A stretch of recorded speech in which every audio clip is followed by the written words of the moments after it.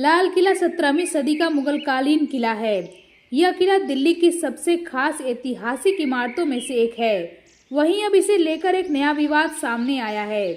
Supreme court ने सोमवार को एक महिला सुल्ताना द्वारा दायर याचिका को खारिज कर दिया गया, जिसने मुगल बादशाह बहादुर शाह जफर की वंशज होने का दावा किया था और अपनी वंशावली का हवाला देते हुए लाल किले पर कब्जा करने की मांग किया।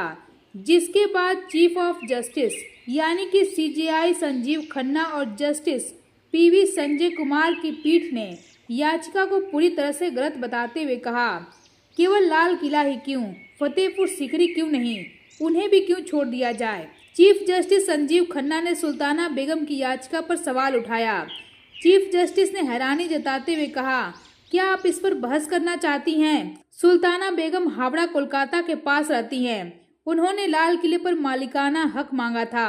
उनका कहना था कि वह असली मालिकों यानी कि मुगल बादशाहों के सीधी वंशज हैं।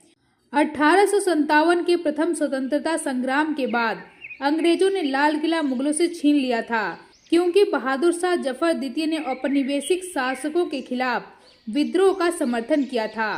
इसीलिए उन्हें देश से निकाल दिया गया और उनकी जमीन और संपत्ति जब्त कर ली गई।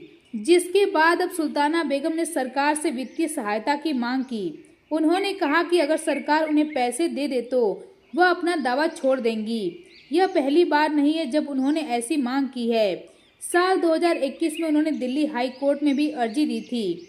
तब सुल्ताना बेगम ने कहा था कि साल 1960 में सरकार ने उनके दिवंगत पति बेदार बख्त के दावे को माना था। बेदार बख्त बहादुर शाह जफर द्वितीय के वंशज और वारिस थे।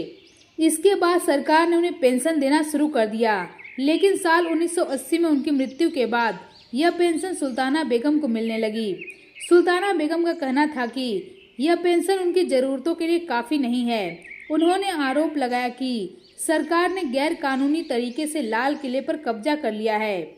उन्होंने यह भी कहा कि सरकार उन्हें पर्याप्त मुआवजा नहीं दे रही है।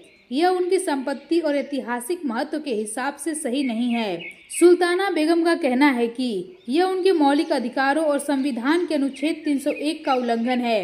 अनुच्छेद 301 कहता है कि किसी भी व्यक्ति को उसकी संपत्ति से कानून के अनुसार ही वंचित किया जा सकता है। हालांकि दिल्ली हाई कोर्ट ने उनकी इस याचिका को खारिज कर दिया था। 3 साल बाद उन्होंने इस फैसले के खिलाफ सुप्रीम कोर्ट में अपील किया था, लेकिन एक बार फिर से सुप्रीम कोर्ट ने भी इस याचिका को खारिज कर दिया है।